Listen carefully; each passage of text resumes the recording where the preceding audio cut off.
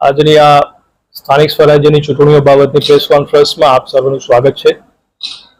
આપ સર્વે જાણો છો એમ રાજ્ય ચૂંટણી પંચ દ્વારા 1 એપ્રિલે સમગ્ર રાજ્યમાં સ્થાનિક સ્વરાજ્યની વિવિધ સંસ્થાઓ માટેની ચૂંટણીની જાહેરાત કરવામાં આવી છે. એના અનુસંધાને જૂનાગઢ જિલ્લામાં પણ આપણા ત્યાં જિલ્લા પંચાયત, તાલુકા પંચાયત, કેશોદ નગરપાલિકા અને બાંટવા નગરપાલિકાના બાય ઇલેક્શનની થવાની છે. તો એના અનુસંધાને આપણા ત્યાં જૂનાગઢ જિલ્લા પંચાયતમાં 30 જેટલી સીટોમાં ચૂંટણી થવાની છે. તાલુકા પંચાયત જે 9 જેટલી છે એમાં 158 જેટલી સીટ માટે ચૂંટણી થવાની છે.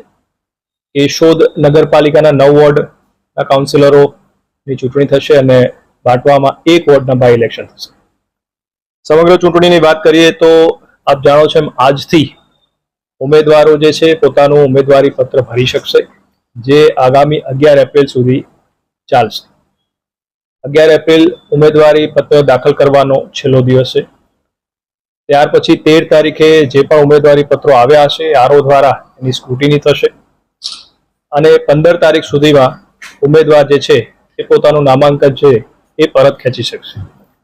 આ સમગ્ર પ્રક્રિયા બાદ જરૂરી જે સિમ્બોલ અલોટમેન્ટ અને એ બધી કાર્યવાહી પણ આરઓ લેવલે થશે અને 26 એપ્રિલે આ સ્થાનિક સ્વરાજ્યની સંસ્થાઓ માટેની આપણા ત્યાં ચૂંટણી થશે અને 28 તારીખે એનું પરિણામ જાહેર કરવામાં આવશે. સમગ્ર ચૂંટણી માટે જિલ્લાનું વહીવટી તંત્ર છે એ સજ્જ છે. રાજ્ય ચૂંટણી પંચના માર્ગદર્શનમાં અત્યાર સુધીમાં અલગ અલગ સ્ટેજ પરની જે તૈયારીઓ કરવાની હતી એ પૂર્ણ કરવામાં આવી છે અને આગામી સમયમાં જેમ જેમ વિવિધ તબક્કા આવતા જશે એમ પણ એ કાર્યવાહી પૂર્ણ કરવામાં આવશે.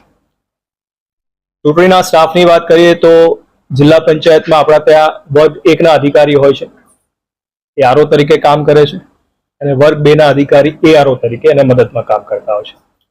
આપણા ત્યાં 9 જેટલા આ બાબતના આરઓ છે અને 18 જેટલા એઆરઓ છે અને તાલુકા પંચાયતમાં વર્ગ 2 ના અધિકારી જે છે આરઓ તરીકે કામ કરતા હોય છે અને વર્ગ 3 ના અધિકારી એમાં એઆરઓ તરીકે કામ કરતા હોય છે. મતદારોની વાત કરીએ તો જિલ્લા તાલુકા પંચાયતની આ જે ચૂંટણી થશે એમાં 7,71,029 જેટલા મતદારો આમાં પોતાના મતાધિકારનો ઉપયોગ કરી શકશે. કેશોદ નગરપાલિકામાં 53,495 જેટલા મતદારો અને બાંટવા નગરપાલિકાના બાય ઇલેક્શનમાં 1262, એટલે આપણા ત્યાં 8,25,786 જેટલા મતદારો જે છે એ આ ચૂંટણીમાં પોતાનો મતાધિકારનો ઉપયોગ કરી શકશે. પોલિંગ સ્ટેશનની વાત કરીએ તો જિલ્લા તાલુકા પંચાયતમાં 950 જેટલા પોલિંગ સ્ટેશન આ માટે આપણે તૈયાર કર્યા છે અને નગરપાલિકા માટે 60, એટલે કુલ 1,010 જેટલા પોલિંગ સ્ટેશન આમાં આપણે ઉપયોગમાં લેવા જઈ રહ્યા છે. ઈવીએમની વાત કરીએ તો તાલુકા પંચાયત જિલ્લા પંચાયતમાં છે રિઝર્વ સાથે 2138 જેટલા બીયુ અને 2138 જેટલા સીયુ આપણે ઉપયોગમાં લેવાના છે. કેશોદ નગરપાલિકામાં 81 જેટલા અને બાંટવામાં પણ એના અનુસંધાને આપણે કરી અને કુલ બંને નગરપાલિકા માટે 81 જેટલા સીયુ અને 162 જેટલા બીયુ ઉપયોગમાં લેવાના છે. આ વખતે જે ગાઈડલાઈન આવી છે એ પ્રમાણે જિલ્લા પંચાયતના જે ઉમેદવાર હશે એ પોતે સમગ્ર ચૂંટણીના આ કામમાં એ લોકો 6 લાખ જેટલા પૈસા જે છે એ ચૂંટણી ખર્ચ માટે વાપરી શકશે, એની એ મર્યાદા છે અને તાલુકા પંચાયત માટે 3 લાખ રૂપિયાની મર્યાદા રાજ્ય ચૂંટણી પંચે નક્કી કરી છે. કેશોદ નગરપાલિકામાં મેં આપને કીધું 9 વોર્ડ છે એટલે એના માટે 2.25 લાખ રૂપિયા સુધીની ખર્ચની એની મર્યાદા છે. સમગ્ર ચૂંટણીમાં 8 અલગ અલગ વિષયો જેમ કે મતદાર યાદી હોય, પોલિંગ સ્ટેશન હોય, એમસીસી હોય, ટ્રેનિંગ હોય, એમ અલગ અલગ 9 જેટલા અલગ અલગ નોડલ ઓફિસરો પણ આમાં નિમ્યા છે. એમને પણ જરૂરી તાલીમ આપી છે અને એ લોકોએ પણ પોતાની કામગીરી શરૂ કરી છે.